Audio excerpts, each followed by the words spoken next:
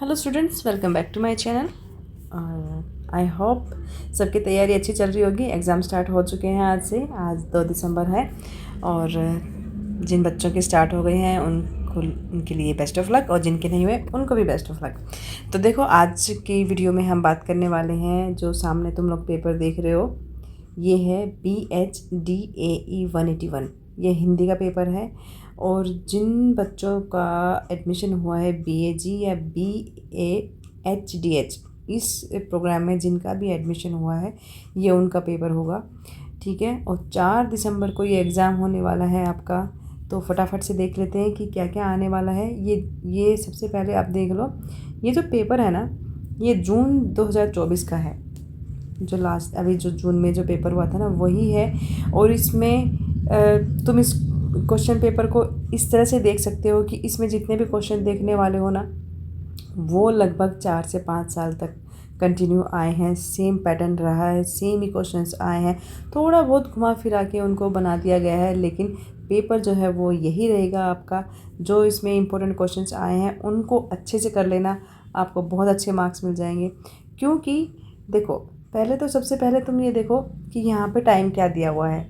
ठीक है, मैं क्यों बोल रही हूँ ये सारी चीज़ें। टाइम दिया है आपको, 2 घंटे का टाइम मिला है, मार्क्स मिले हैं 50। तो 50 नंबर का क्वेश्चन है, आप क्वेश्चन पेपर है आपका। 2 घंटे का टाइम मिला, काफ़ी सारा टाइम होता है 2 घंटा 50 नंबर के क्वेश्चन के लिए। ठीक है। और पेपर का नाम क्या है? हिंदी भाषा और संप्रेषण। जैसे इंग्लिश में होता है ना, इंग्लिश लैंग्वेज एंड कम्युनिकेशन, तो ये समझ लो उसी का ही दूसरा रूप है, बट इन हिंदी लैंग्वेज। ठीक है। तो हम इसको आज कंप्लीट करेंगे। इस क्वेश्चन पेपर को थोड़ा सा डिटेल में देख लेते हैं। वीडियो को ध्यान से देखना और लाइक शेयर कर देना अपने फ्रेंड्स को भी, क्योंकि उनका भी पेपर होने वाला है ना, उनको भी हेल्प हो जाएगी। तो हम ये जून वाला पेपर जो है आज डिस्कस कर रहे हैं। इसमें रिपीटेड क्वेश्चंस आए हुए हैं, उनको ध्यान से देख लेना। सबसे पहले देख लो कि किन्हीं 5 प्रश्नों के उत्तर देने हैं। कोई भी 5 क्वेश्चन आपने करने हैं। शायद इसमें 10 क्वेश्चन दिए हुए हैं, बट उनमें से आपको सिर्फ 5 ही करने हैं। और सभी प्रश्नों के अंक समान हैं, मतलब सारे 10-10 नंबर के क्वेश्चन हैं। देखो, 50 नंबर का क्वेश्चन पेपर है ना, और अगर हर एक का जो नंबर है वो 10 नंबर है, तो सिंपल सी बात है ना कि 5 ही करने हैं। ठीक है। तो हम स्टार्ट करते हैं पहले क्वेश्चन से। देखो, अच्छा एक चीज़ और मैं बता दूं, ये जो मैं 2024 जून का जो पेपर हम डिस्कस करने वाले हैं ना, ये बिल्कुल लेटेस्ट पेपर है। लेटेस्ट क्यों है? क्योंकि इसके बाद अभी तक दिसंबर 2024 के एग्ज़ाम नहीं हुए हैं, अभी स्टार्ट ही हुए हैं। दैट मीन्स कि इस पेपर से हमें नए पैटर्न के क्वेश्चंस का भी पता चलेगा। मतलब इस पेपर में जो क्वेश्चंस आए हुए हैं वो रिपीटेड तो हैं ही, बट कुछ नया पैटर्न भी, उसको भी तुम लोग समझ पाओगे। ठीक है। तो अब जैसे आप बोलोगे कि बार बार एग्ज़ाम में आते हैं मोस्ट रिपीटेड क्वेश्चंस के बारे में, जैसे हम लोग बात करते हैं, तो ये सारी चीज़ें हम क्लियर करने वाले हैं। तो इस सब्जेक्ट कोड की ढेर सारी बातें हम करने वाले हैं, तो वीडियो को पूरा तो देखोगे ही तुम। तो देखो, पहला क्वेश्चन देखते हैं। पहला क्वेश्चन आपका, हिंदी भाषा और उसके विकास पर प्रकाश डालिए। सबसे पहले तो तुम इस क्वेश्चन पर ट्रिपल स्टार बना लेना। मुझसे अच्छा बनाना, मुझसे बन नहीं रहा। ट्रिपल स्टार बना लेना, क्योंकि ये मोस्ट इम्पोर्टेंट क्वेश्चन है, हमेशा आता है। ठीक है, हमेशा आता है कि हर, चाहे वो जून सेशन का हो या दिसंबर सेशन का हो, किसी भी सेशन का हो, ये क्वेश्चन पेपर, ये वाला क्वेश्चन जो है ये हमेशा आता है। ठीक है।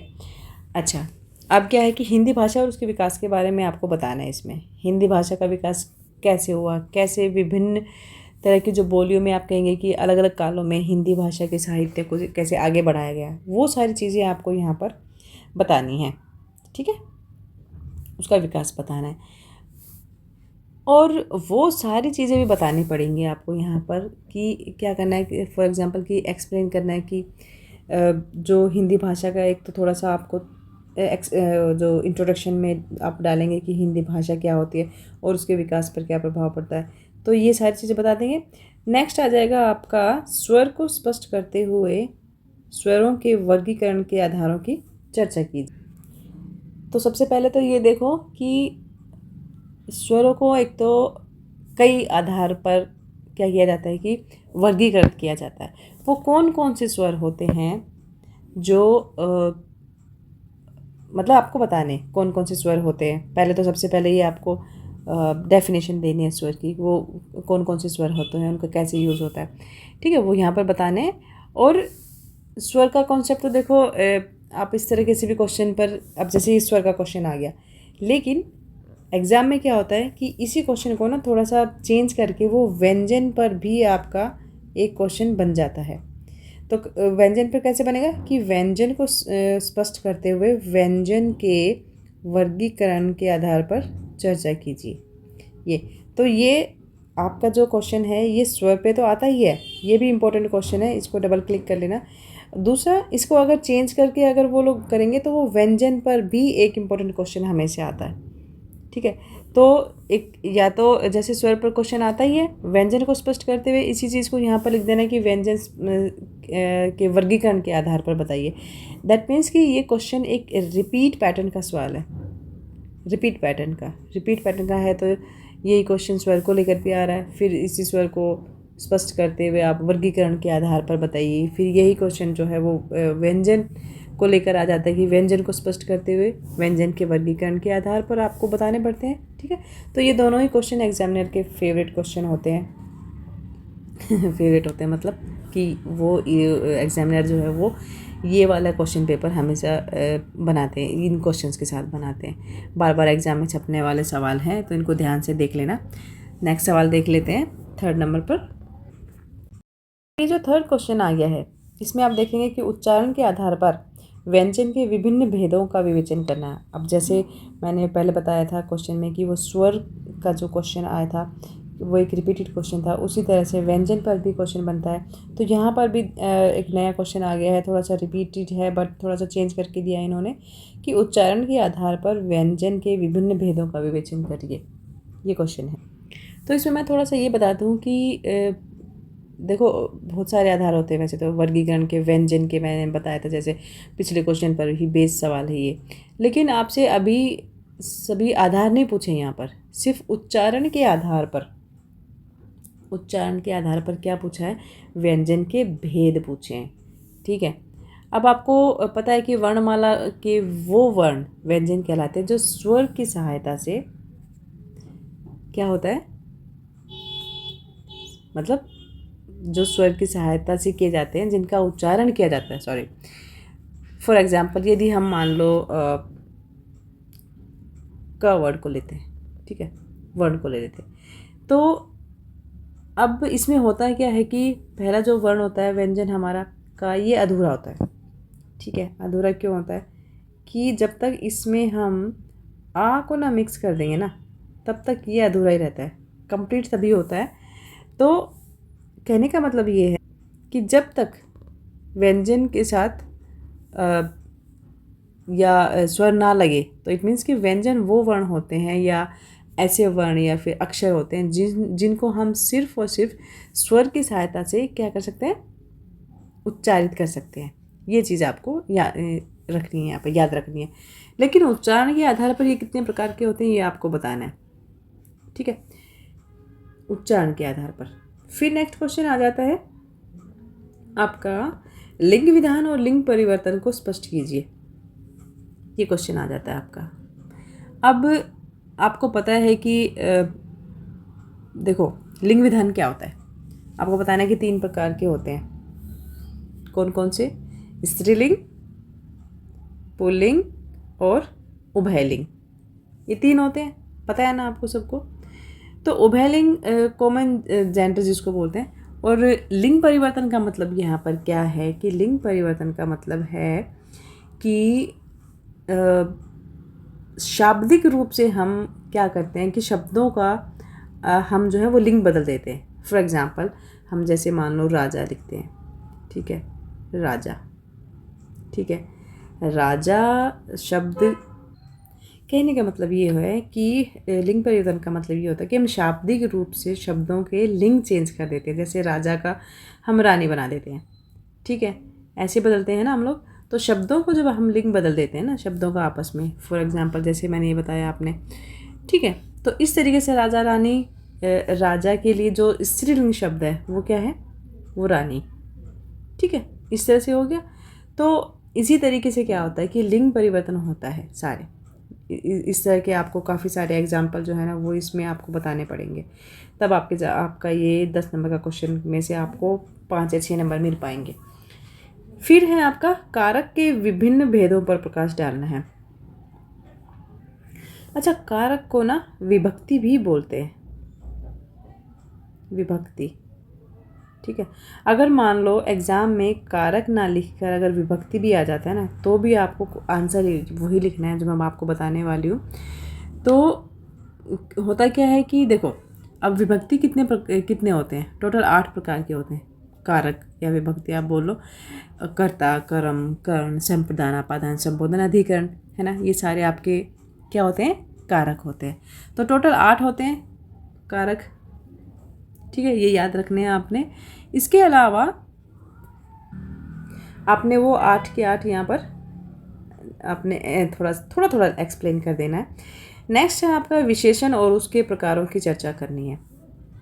यहाँ पर मैं एक चीज़ आपको बताना चाहूँगी कि अब जैसे विशेषण या उसके प्रकार पूछ लिया गया है, या संज्ञा या उसके प्रकार पूछ लिया, या फिर सर्वनाम या उसके प्रकार पूछ ले, एक क्वेश्चन इन तीनों में से 100% आता है, ठीक है। ये मोस्ट इम्पॉर्टेंट क्वेश्चन है, इसको आप अच्छे से कर लेना। और मतलब जो मैंने बताया आपको वो जैसे संज्ञा, सर्वनाम, विशेषण, इन तीनों पर ही क्वेश्चन बनता है, ठीक है। तो तीनों में से कुछ भी पूछा जा सकता है आपसे, तो रिपीट पैटर्न वाला सवाल है ये, इसको अच्छे से कर लेना। और मतलब ये है कि चारों कॉन्सेप्ट तो अच्छे से पता होने ही चाहिए ना। डायरेक्टली व्याकरण का जैसे सवाल है, डायरेक्ट व्याकरण शब्दावली में से पूछा गया सवाल होता है, क्योंकि सारे शब्द क्या होते हैं कि विकारी शब्द होते हैं, संज्ञा, सर्वनाम, क्रिया, विशेषण, इसके अलावा क्रिया विशेषण, ये सारी चीज़ें होती हैं। क्योंकि कहने का मतलब ये भी है कि ये सारे शब्द क्या होते हैं, विकारी शब्द होते हैं, है ना। विकारी शब्द से उसको हम कैसे डिफाइन कर सकते हैं कि संज्ञा, सर्वनाम, क्रिया और विशेषण, इसके अलावा क्रिया विशेषण, है ना, कि क्रिया विशेषण के अलावा समुच्चय, बोधक संबंध, बोधक अवयव, ये सभी क्या होते हैं आपके वो अविकारी शब्द होते हैं। लेकिन ये विकारी शब्द, इन सब चारों में से एक रिपीट पैटर्न का सवाल हमेशा आता है, ठीक है। वाक्य की अवधारणा को स्पष्ट करते हुए अर्थ के आधार पर किए जाने वाले वाक्य के भेदों पर प्रकाश डालिए, ये है हमारा नेक्स्ट क्वेश्चन। तो देखो, अब आपको यहाँ पर बताना क्या है कि वाक्य के भेद कई आधार पर होते हैं, है ना। अब फिर भी अगर मान लो आपने करना क्या है इसमें, वाक्य की अवधारणा कि वाक्य, पहले तो वाक्य क्या होता है उसकी आपने डेफिनेशन देनी है 2 लाइनों में, फिर उसकी अवधारणा को स्पष्ट करते हुए अर्थ के आधार पर, मतलब वाक्य क्या है, उसकी अवधारणा क्या है, उसकी डेफिनेशन देते हुए उसी के आधार पर किए जाने वाले वाक्य के भेदों को प्रकाश डालना है। मतलब कितने तरह के वाक्य होते हैं और उनके जो भेद होते हैं, मतलब डिफरेंट टाइप के जितने भी वाक्य होंगे उनके बारे में आपने यहाँ पर लिखना है। नेक्स्ट क्वेश्चन है लिखित संप्रेषण को स्पष्ट कीजिए। देखो, ये जो क्वेश्चन है ना, इसमें थोड़ा सा क्या होता है कि या तो आपसे सीधा ये पूछ लिया जाता है कि लिखित संप्रेषण को स्पष्ट कीजिए, है ना, या फिर ये भी इस तरह से भी आ सकता है कि मौखिक संप्रेषण, इस तरह से भी लिखा हुआ आ सकता है क्वेश्चन कि मौखिक संप्रेषण को स्पष्ट करिए। ये दोनों तरह से आ जाता है सवाल। अब मौखिक संप्रेषण पर प्रकाश डालिए, ऐसा हो सकता है, मतलब ये क्वेश्चन इस तरह से बन के आ सकता है। तो इस बार इस क्वेश्चन के आने की संभावना थोड़ी सी ज़्यादा है, तो ये रिपीट हो भी सकता है, क्योंकि इस बार इसके जो जगह है ना वो मौखिक संप्रेषण के, वो मतलब कहने का ये है, मैं थोड़ा सा जल्दी में बोल रही हूँ कि लिखित संप्रेषण को स्पष्ट कीजिए, ये क्वेश्चन तो आ ही रहा है, ये दोबारा भी आ सकता है, इसको मौखिक संप्रेषण के तौर पर भी लिखा हुआ आ सकता है, तो कंफ्यूज नहीं होना है, ठीक है। मौखिक संप्रेषण लिख के वो लोग आपसे यहाँ पर पूछ सकते हैं, तो इतनी सी बात है। और ये मतलब मेरा कहने का मतलब ये है कि ये 2 तरह से पूछा जा सकता है, तो इसका लिखित का भी मतलब वही होता है, मौखिक का भी वही होता है, तो आपने आंसर इसका लिख के आना है। नेक्स्ट क्वेश्चन देख लेते हैं। अब इसमें लास्ट वाला क्वेश्चन आता है टिप्पणी का। इसमें आपको ऑप्शंस दिए होते हैं 4 या 5, हाँ 4 ऑप्शन दिए हुए हैं आपको, ठीक है। ये क्वेश्चन करने हैं आपने, 10 नंबर का एक सवाल है। अच्छा, आपको दो पर टिप्पणी करनी होगी इसमें, हाँ किसी 2 में टिप्पणी करनी है, यहाँ पे देख लेना, सारे के सारे नहीं करने हैं। तो सबसे पहला क्वेश्चन क्या है कि वर्ण और लिपि, ठीक है, यानी अक्षर जिसके टुकड़े नहीं किए जा सकते, वो भाषा की सबसे छोटी से छोटी लिखित इकाई क्या होती है, उसको बोलते हैं वर्ण, ठीक है, जिसे आप अक्सर लिपि भी कह सकते हो, वर्ण और लिपि जैसे। Got it. तो किसी भी भाषा को लिखित रूप में आप कहेंगे लिखित रूप, या फिर उसको लिखित रूप देने का तरीका क्या होता है, लिपि होती है। तो जैसे हमारी भाषा है हिंदी, हमारी भाषा हिंदी है, ठीक है, और लिपि क्या है, देवनागरी, यही है ना। उसी प्रकार जैसे पंजाबी लैंग्वेज हो गई, पंजाबी भाषा है, तो उसकी लिपि क्या हो गई, गुरुमुखी हो गई। इसी तरीके से आपको याद रखना है कि संप्रेषण जो है मुख्यतः 3 प्रकार के होते हैं। जैसे मैंने आपको बताया लिखित संप्रेषण, दूसरा होता है मौखिक, और तीसरा होता है आंगिक, यानी जिसे हम सांकेतिक संप्रेषण भी कहते हैं। कौन सा संप्रेषण कह देते हो आप इसे सांकेतिक संप्रेषण भी कह देते हैं जैसे। तो इन तीनों सवालों में से 100% पेपर में आता है, देख रहे हो ना, मौखिक संप्रेषण हो गया, आंगिक संप्रेषण हो गया, वर्ण लिपि। तो फिर शारीरिक अंगों के इस्तेमाल से क्या होता है कि संप्रेषण किया जाता है। फिर पदक्रम क्या होता है, श्रवण और कौशल। देखो कौशल भी कई प्रकार के होते हैं, एक होता है श्रवण कौशल और एक होता है वाचन कौशल। श्रवण का मतलब होता है सुनना, वाचन मतलब बोलना, यही होता है ना। तो सबसे ज़्यादा इन्हीं 2 कौशलों का इस्तेमाल होता है एग्ज़ाम में। श्रवण कौशल होता है लिसनिंग स्किल, सुनने का स्किल हो गया, वाचन कौशल स्पीकिंग स्किल यानी बोलने की स्किल। इन्हीं दोनों स्किल्स का यूज़ करके किस में होता है, दोनों स्किल का इस्तेमाल करके हम बातचीत करते हैं, यानी संप्रेषण में होता है। इसलिए ये सवाल जो है ये भी इम्पोर्टेंट है, यहाँ पर आपका बन जाता है डबल स्टार क्वेश्चन है, इसको डबल टिक लगा लेना या डबल स्टार लगा लेना। तो यही था आज का पेपर, और आप इस पेपर को डाउनलोड कर सकते हो, मैं आपको लिंक दे दूँगी इसका। तो यही था आज का पेपर, इसको ध्यान से करना। और ज़्यादा बड़ा पेपर नहीं है, 5 ही क्वेश्चन करने हैं और 50 नंबर का क्वेश्चन है, तो आराम से अच्छे से समझ के लिख के आना और अच्छे अच्छे मार्क्स लेके आना, ठीक। चलो बेस्ट ऑफ लक, मिलते हैं नेक्स्ट वीडियो में। Thank you.